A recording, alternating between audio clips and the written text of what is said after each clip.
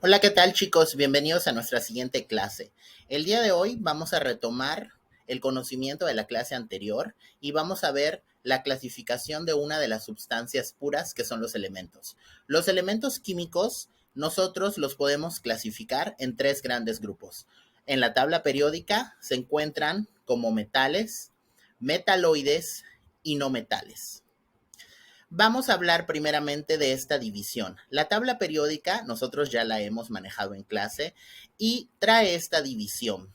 En este tipo de tabla, por los colores están divididos los elementos en metales o elementos metálicos. Como podrás ver, los metales en esta tabla están de azul y son los más abundantes. Seguramente conocerás algunos de ellos como el hierro, el oro, la plata, el calcio, el magnesio y seguramente serán otros desconocidos para ti como el cobalto, el tantalio, el estroncio, el rubidio, el cadmio, entre otros. En esta tabla podemos observar a los metaloides. Los metaloides se dice que en la tabla forman una pequeña escalera que divide a los metales de los no metales. Podrás ver que son los menos abundantes, son mucho menos que los metales y también son menos que los no metales. Elementos metaloides se encuentran entre ellos el boro, el silicio, el germanio, etcétera. Por último, aquí en esta tabla vemos a los no metales. Los no metales están de amarillo, puedes ver que son más que los metaloides, pero menos que los metales. Y tenemos a elementos tan variados como el cloro, el oxígeno, el fósforo, el bromo, el helio. Y mira, de este lado, el primer elemento de la tabla, hidrógeno, también es un no metal. Aquí te presento una tabla que es como normalmente ya la conocemos. Tiene más colores porque en las siguientes clases veremos que también los diversos grupos o familias de la tabla tienen un nombre, pero de eso nos preocuparemos luego. Hablemos de las características de los metales. Los metales son sólidos, todos excepto el mercurio.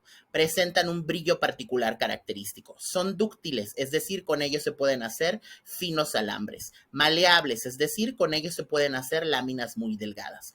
La gran mayoría son excelentísimos conductores del calor y la electricidad, presentan altos puntos de fusión, es decir, que para derretirlos hay que calentar a altas temperaturas y por lo general presentan uno, dos o tres electrones de valencia, es decir, en su última capa de energía solo hay uno, dos o tres electrones.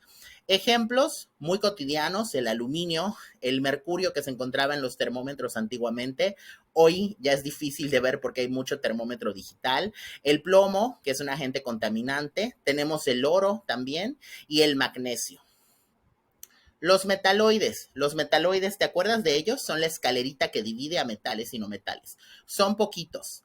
La gran mayoría son sólidos y sus características son intermedias entre un metal y no metal. Es decir, van a poder conducir el calor y la electricidad, pero de una manera lo semiconducen, es decir, no lo hacen tan bien como si lo hace un metal.